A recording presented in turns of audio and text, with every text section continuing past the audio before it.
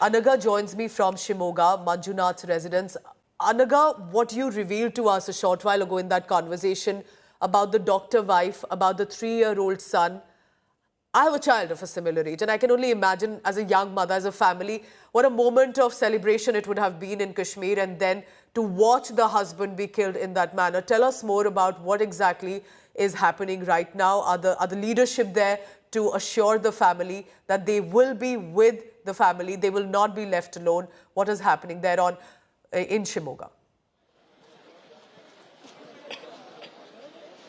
In fact, we're expecting Union Minister Prahlad Joshi to be here. But now we had Shimoga's MLA, Mr. Channabasappa. He just arrived just ahead of the mortal remains of Manjunath being brought in here. All preparations have been made. Like you can see, the crowd has started to already assemble. Sufficient pathways for the public and family members to pay their last respects to Manjunath have been made. In fact, that stand is where we expect the mortal remains of Manjunath Rao to be placed. People have already started arriving. Police are here for sufficient security reasons. We are expecting central leadership and state leadership to also be here.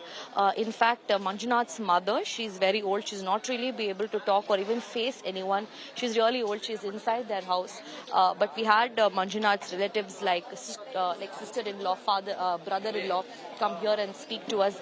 They are demanding that only one thing. One thing is that terrorism should be wiped out from the planet. It should be wiped out from earth. Not a single terrorist should be living and breathing is what the family members of Manjunath Rao are requesting from the Modi government. They are saying that terrorism must be wiped out no matter what. In fact, we're expecting Manjunath's last remains to be brought here at around 10 a.m. So in about 25 minutes, the body should be here. It's in fact coming in from Bangalore. Must be asked to the government, and there will have to be answers too. Also, Anaga, add to this, and I want to correct myself here. It's not just Manjunath, but there's also Bharat Bhushan's family. Manjunath is the one who was there to celebrate the son's board examination success. Bharat Bhushan is the young father. So there are at least 2 different families in Karnataka right now grieving, with, of course, support who have come out for solidarity with the families. Anaga, quickly. Well, that's right, Pooja. In fact, Manjunath has a son who is 18 years old. He just finished his 12th board exams and secured 97%. They were there in North India, in Kashmir, to celebrate their son's achievement in his board exams. And that's when this terrible tragedy struck. In fact, Bharat Bhushan's family is also grieving in Bengaluru. We saw the terrible visuals that came in, the way Bharat Bhushan's family was grieving for his death, his child. Truly terrible visuals, unspeakable visuals that we cannot see from our own eyes, coming in from Bengaluru as well and in Shimoga. 2 separate families, but the same state. There's one thing common, that's the grieving families who are demanding for all terrorists to be wiped out. Anaga is telling us, remember, different families, but it's the same story for the 25 Indian citizens and 1 Nepalese citizen as well. Different borders, areas, but it's the same incident that's happened. Thank you very much for now, Pramod and Anaga. I'll keep coming back to you. And I hope the government also, while Home Minister Amit Shah directly interacted with the survivors to get a first-hand account, the government also realizes tall claims of normalcy are not enough. You cannot pull the guard down and believe everything is all right. Terrorists are looking for even the smallest loophole to cause disturbance and commotion. We are looking at the mortal remains of Indian Air Force officer from Arunachal Pradesh among the 26 people massacred by terrorists in Pahalgam. This was 30-year-old Corporal T. Heliang.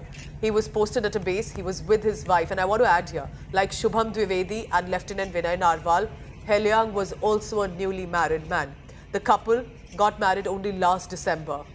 So at least 3 young newly married couples, their lives destroyed forever. The wife returns to first Delhi, Assam, and then Arunachal Pradesh with the mortal remains of a family. Senior leaders there to assist, escort and accompany the family members. Here are some reactions that are coming in from the family members of the brother of Corporal T. Heliang. ये जो अपना Mrs को लेकर वहाँ में sight seeing के लिए कुछ 1-2 दिन वहाँ में टाइम बिताने के लिए उन दोनों जो प्लानिंग किया है, तो उसी समय में ये हादसा हो गया है।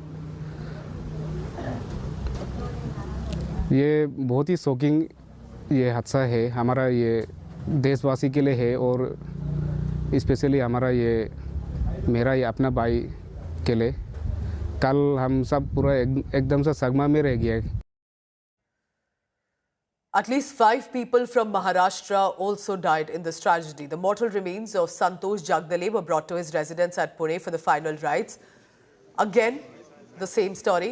The eyewitnesses, the survivors of Jagdale's family, said that they were asked to recite an Islamic verse. This is the daughter confirming that this happened. For someone, it's a wife, a daughter, a mother. And now, then, when it was very clear that he could not recite it, the family that was vacationing in Baisaran Valley were targeted. They tried to take shelter at one of the tents nearby that was set up. But here's how it's important. The daughter that went with the father to have a vacation in Kashmir, in their own country, in their own nation, was now seen performing the last rites and in blood-stained trousers that she wore when the incident happened.